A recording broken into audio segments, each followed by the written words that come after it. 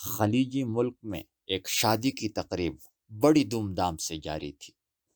دلہا دلہن بڑی شان و شوکت کے ساتھ سٹیج پر براجمان تھے۔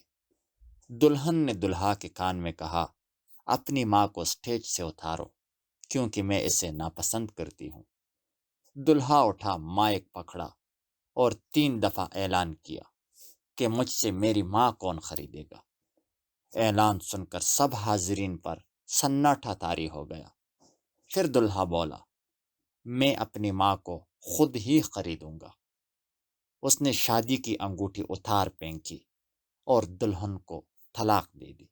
ماں کے قدموں کو بوسہ دیتے ہوئے کہا، میں نے نفع کا سودا کیا ہے۔ حاضرین میں سے ایک آدمی نے کھڑے ہو کر اعلان کیا، میں اس نوجوان کے ساتھ اپنی بیٹی کا نکاح کرتا ہوں، اور کہا کہ اس سے بہتر خاوند میری بیٹی کو نہیں مل سکتا۔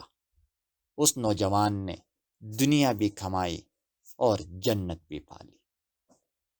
اگر ویڈیو اچھی لگی ہو تو پلیز چینل کو ضرور سبسکرائب کیجیے گا۔